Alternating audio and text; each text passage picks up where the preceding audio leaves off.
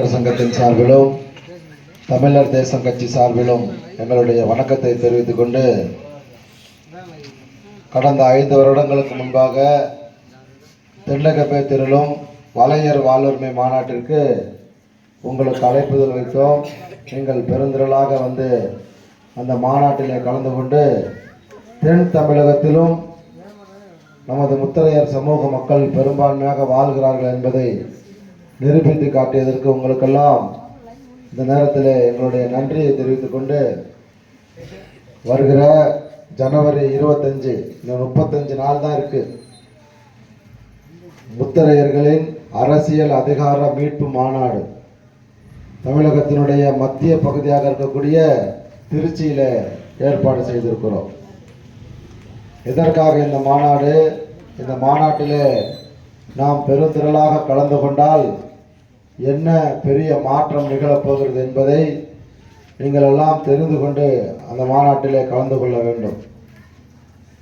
தமிழகத்தில் எந்த சமூகத்துக்குமே இல்லாத நீண்ட நெடிய வரலாறு நம்ம சாதிக்கு உண்டு. பேரரசர் பெரும்பிடுகு முத்தரையருடைய 1350வது சதய விழாவை கொண்டாடி முடித்திருக்கிறோம். நம்ம மன்னருடைய வயது 1350. பேரரசருடைய வயதை சொல்லியாச்சுன்னு சொன்னா இந்த சமூகத்தினுடைய 1000 கால வரலாறு தெரியும். அதே போல தமிழகம் முழுக்க 1,25,00,000 பேர் நம்ம சமூக மக்கள் வாழ்கிறோம். அதுல 80 to 90 லட்சம் பேர் வாக்களிக்க தகுதி உடையவர்கள், முத்தரையர் ஓட்டர்ஸ் 80 to 90 லட்சம் பேர் இருக்கும். வரலாறும் நீண்ட நெடிய வரலாறு. மக்கள் தொகை அடிப்படையில் பார்த்தோம்னா பெரும்பான்மையான சாதி, அதிகமான எண்ணிக்கையில் தமிழகத்தில் இருக்கக்கூடிய சாதிகள்ல நம்ம சாதி ஒண்ணு. வன்னியருக்கு கொடுக்கிற மரியாதைய அதிமுகவும் திமுகவும், பறையர் சமூக மக்களுக்கு கொடுக்கிற மரியாதைய அதிக எண்ணிக்கையில் இருக்க நமக்கு ஏன் கொடுக்கறது இல்லை அப்படிங்கிறதை நீங்க தெரிஞ்சுக்கணும். பறையர் சமூக மக்களுக்கு ஒரு பிரச்சனை ஏற்படுகிறது என்றால் அவர்கள் யாருடைய உதவியை நாடுவார்கள் அப்படின்னு கேட்டா விடுதலை சிறுத்தைகளுடைய உதவியை நாடுவார்கள். அவர்களுக்காக வீதியிலே வந்து அவர்களுக்கு எதிராக இருக்கக்கூடிய காவல்துறையாக இருந்தாலும் சரி, அரசியல்வாதிகளாக இருந்தாலும் சரி, அவர்களை வல்லமையோடு எதிர்கொள்ளக்கூடிய ஒரு மிகப்பெரிய சக்தியா அந்த பறையர் சமூக மக்கள் விடுதலை சிறுத்தைகளை கட்டமைத்து வைத்திருக்கிறார்கள். அதே போலதான் வன்னியர் சமூக மக்களும், அவங்களுக்கு ஒரு பிரச்சனை வருது, நல்லது கெட்டது அப்படின்னு சொன்னா பாட்டாளி மக்கள் கட்சி அந்த கட்சிக்கிட்ட போய் தான் நிற்பாங்க. அவர்கள் யாரை வேண்டுமானாலும் அந்த மக்களுக்காக எதிர்க்க துணிந்த பொறுப்பாளர்களை உருவாக்கி வைத்திருக்கிறார்கள். அப்ப இந்த 2 கட்சியை பார்த்து அதிமுகவும் திமுகவும் பயந்து அவர்களுக்கு எம்எல்ஏ ஆவறதுக்கு, எம்பி ஆவறதுக்கு, பஞ்சாயத்து தலைவர் ஆவறதுக்கு, ஒன்றிய கவுன்சிலர் ஆவதற்கான வாய்ப்பை கூட்டணி என்கிற பெயரில் அவர்களுக்கு கொடுத்து அவர்கள் சமூகத்தை அவர்களுக்குள்ளே வைத்துக் கொள்கிறார்கள். யாரெல்லாம் எழுச்சி பெறுகிறார்களோ, யாரெல்லாம் அவர்களுக்கு ஒரு அநீதி நடக்கிற போது அவர்களுக்கான ஒரு அமைப்பை நாடி அவர்கள் ஆர்ப்பாட்டம் போராட்டம் செய்கிறார்களோ அவர்களை பார்த்து தான் பயப்படுறாங்க. இப்போ நம்ம சமூகம் அப்படி இல்லை. கிராமத்துக்கு போறதே அங்க இருக்க அடிப்படை வசதிகள்லாம் இருக்கான்னு பார்க்கறதுக்கு தான் நாங்கள் எல்லா கிராமத்துக்கு போறோம். எல்லா கிராமத்திலையும் என்கிட்ட வந்து சொல்ற மாதிரி தாய்மார்கள் அரசியல்வாதிகளை கேள்வி கேட்கறது இல்லை. அப்படியே ஒருத்தங்க கேள்வி கேட்டாலும் இப்ப இருக்கக்கூடிய அதிகாரிகள், பஞ்சாயத்து கிளர்க்கு நம்ம சமூக பெண்ணை வந்து மிரட்டுறான். யாரு கம்ப்ளைண்ட் கொடுத்தது, யாரு பெட்டிஷன் போட்டது. அந்த ஊர்ல 1500 குடும்பம் இருக்கும். இதே தொகுதியில தான் அந்த கிராமம் இருக்கு. ஏஸ்கொடைன்னு சொல்லுவாங்க. அந்த கிராமத்தில் 1500 குடும்பம் இருக்க அந்த கிராமத்தையே சாதாரண ஒரு பஞ்சாயத்து கிளர்க்கு வேற சமூகத்தை சேர்ந்தவங்க மிரட்டுறாங்கன்னா நாம ஒற்றுமையா இல்லை. நமக்கு பக்கத்து வீட்டில் ஒரு பெண்ணுக்கு பிரச்சனை வருதுன்னு சொன்னா ஒட்டு மொத்தமா கிராமமே நிக்கிறது இல்லை. இதை பயன்படுத்திக்கிட்டு ஆட்சியாளர்களும் அதிகாரிகளும் நம்ம சமூகத்தை பார்த்து ஏளனமா மிரட்டுறது, நம்ம பகுதிகளில் அடிப்படை தேவையா இருக்க ரோடு, தெருவிளக்கு,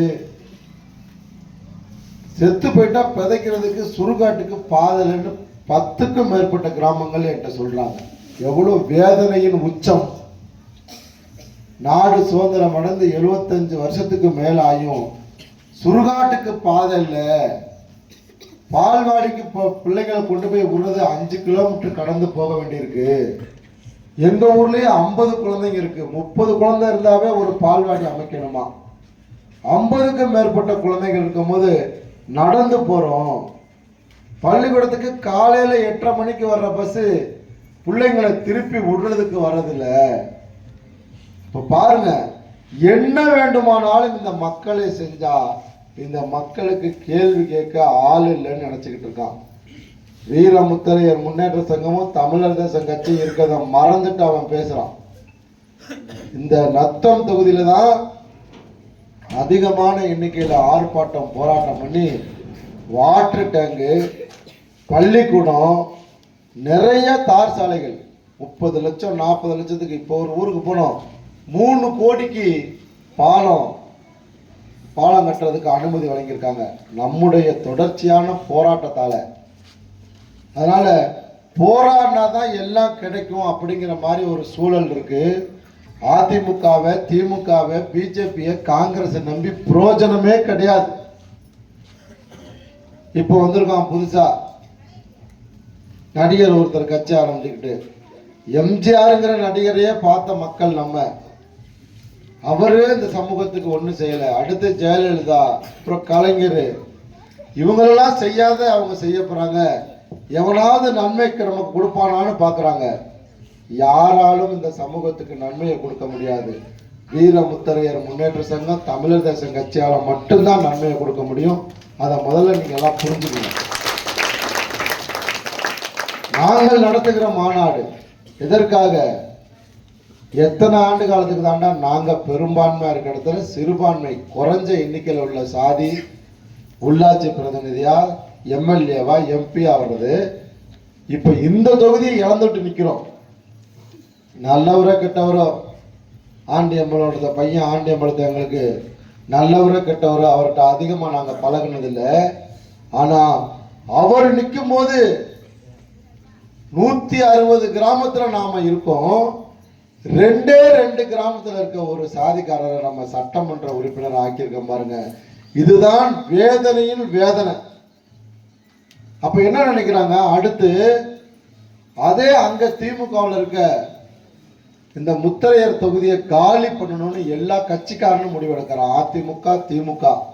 அதிமுக எடப்பாடி பழனிசாமி இந்த நத்தம் விஸ்வநாதனுக்கு வாய்ப்பு கொடுத்து 2 கிராமத்தில் இருக்க அந்த அவருக்கு வாய்ப்பு கொடுத்து சட்டமன்ற உறுப்பினராக்குறது. திமுகவில் இப்போ பாட்ஷான்னு சொல்லிட்டு ஒருத்தர் அந்த நத்தம் டவுனுக்குள்ள பொறுப்புல இருக்காரு. அவரை எப்படியாவது அவரு பள்ளிக்கூடத்துக்கு இடம் கொடுத்தாரு, ஹாஸ்பிட்டலுக்கு இடம் கொடுத்தாரு அப்படிங்கிறதுக்காக பெரும்பான்மையா இருக்க நம்ம தொகுதியை புடுங்கி கொடுக்கறது எந்த விதத்துல நியாயம்? இதெல்லாம் யாரு கேட்கணும்னா நாங்க கேட்கிறோம். தமிழகத்தினுடைய மத்திய பகுதியா இருக்கக்கூடிய திருச்சியில நின்று கேட்க போறோம். யாரை பார்த்தும் நாங்க அஞ்சுகிற தம்பிகளை உருவாக்கல. குறைஞ்சபட்சம் ஒரு 10 தம்பிங்க பேசுவான் அந்த மாநாட்டுல. எதை பேச போறோம்? நாங்க நாடாண்ட சமூகம் அப்படிலாம் இல்லை. நாடாண்ட சமூகம் இன்னைக்கு எப்படி தெரியுமா இருக்கு? ஒரு படம் பார்த்தேன். அவர் அந்த பாட்டுல அரசனா வாழ்ந்தவங்க அரிசிக்காக நிக்கிறாங்க. இந்த பாட்டு வரி நமக்கு தான் பொருந்தும். மன்னரா வாழ்ந்தவங்க மண்ணெண்ணைக்காக நிக்கிறாங்க. எப்படி பாருங்க, வேதனையின் உச்சத்துல நிக்கிறோம் நம்ம. எந்த சாதியும் செய்யாத வேலை. சிறுபான்மை சாதிக்கு ஓட்டை போட்டுவிட்டு நாமெல்லாம் அந்த இது இல்லை, ரோடு இல்லை, சாக்கடை இல்லை, தெருவிளக்கு இல்லை, பால்வாடி இல்லை, பகுதி நேரம் ரேஷன் கடை இல்லை. இதெல்லாம் ஒரு கிராமத்தினுடைய அடிப்படை. இதை கூட பூர்த்தி செய்யாத ஆளுகளுக்கெல்லாம் நம்ம ஓட்டை போட்டுக்கிட்டு அவன் கௌரவத்துக்கு எம்எல்ஏ, நம்ம மக்களுக்கு சேவை பண்ணுறதுக்காக எம்எல்ஏ ஆகணும்னு துடிக்கிறோம். மக்களுக்கு சேவை பண்ணணுங்கிறதுக்காக பஞ்சாயத்து தலைவராக ஒன்றிய கவுன்சிலர் ஆகணும்னு துடிக்கிறோம். இவங்க நமக்கான ஆளா அவங்க நமக்கான ஆளாங்கிறத தேர்தல் நேரத்தில் தாய்மார்கள், பெரியோர்கள், இளைஞர்கள்லாம் முடிவு பண்ணணும். நான் அவனால் வந்துடும் இவனால் வந்துடும் யாரையும் நம்பாதீங்க. ஒரு சமூகத்திற்கான விடியலை அந்த சமூகத்தை சேர்ந்தவனால் மட்டும்தான் கொடுக்க முடியும். முத்தரையர் சமூகத்திற்கான விடியலை, முத்திரையர் சமூகத்திற்கான அரசியலை யார் கொடுக்க முடியும்னா ஒரு முத்தரையரால் மட்டும்தான் கொடுக்க முடியும். பிற சாதிக்காரனால கொடுக்கவே முடியாது. அந்த மனசில் வச்சுக்கிட்டு வருகிற ஜனவரி 25 எதற்காக அந்த மாநாடுனா, நான் பெரும்பான்மையான சமூகம் எப்படி வன்னியர்கள் வருடத்திற்கு ஒரு முறை மாநாடு என்கிற பெயரிலே பெரும் கூட்டத்தை கூட்டுகிறார்களோ, எப்படி பறையர் சமூக மக்கள் மாநாடுங்கிற பெயரில் பெரும் கூட்டத்தை கூட்டி திமுகவையும் அதிமுகவையும் பயமுறுத்தி தங்களுக்கான அரசியல் அதிகாரத்தை எடுத்துக் கொள்கிறார்களோ, அதே மாதிரி நாமளும் பெரும் கூட்டத்தை கூட்டி நமக்கான அரசியலை எடுத்துக்க போறோம். நாமளா கொடுத்தது, யாரும் பிடுங்கல, நம்மளா கொடுத்துருக்கோம், பெருந்தன்மையா கொடுத்தோம். அந்த பெருந்தன்மை ரொம்ப ஆபத்து. இந்த சாதிக்கு ரொம்ப பெரிய ஆபத்து. இல்லாம போயிடுவோம். வீடு மட்டும்தான் இருக்கும் நம்மகிட்ட. அந்த வீட்டுக்கு கூட நிறைய கிராமங்கள்ல பட்டா கிடையாது. விவசாய நிலங்களை கொஞ்சம் கொஞ்சமா வித்துக்கிட்டே வரோம். பெரிய பெரிய தொழிலதிபர்கள் நம்ம இடத்த வாங்குறோம். நம்ம வெறும் கிராமங்கள்லயே அனாதைகளாக்கப்பட போறோம். இதான் நடக்குது. இதான் இந்த சாதியினுடைய உண்மையான சூழல். இதை யாரும் பேசுறது இல்லை. இதுக்காக அமைப்பு வச்சிருக்கேன்னு சொல்ற எவனும் தைரியமாக இதை பேசுறது இல்லை மேடையில. நாமளும் ஊமை சனங்களா இருக்கோம். எதையுமே போய் அதட்டி கேட்க மாட்டோம். ஆட்சியாளர்கள்ட்ட போய் நின்று இதை எங்களுக்கு செஞ்சு கொடுன்னு கேட்க கூட தைரியம் இல்லாத ஆட்களாக நம்ம எல்லா கிராமத்தில் இருக்கோம். இதை மாற்றுறதுக்காக தான் இந்த மாநாடு. எப்படி வலையர் புனரமைப்பு மாநாட்டுக்கு பெருந்திரளாக கலந்து கொண்டு நீங்கள்லாம் அந்த மாநாட்டை வெற்றி பெற செய்தீர்களோ, தென் தமிழகத்திலே நாங்கள் இருக்கோன்னு காட்டினீங்களோ, அதே மாதிரி மத்திய தமிழகத்தில் நமக்கான அரசியல் அதிகாரத்தை மீட்க உங்களை அழைக்கிறோம்.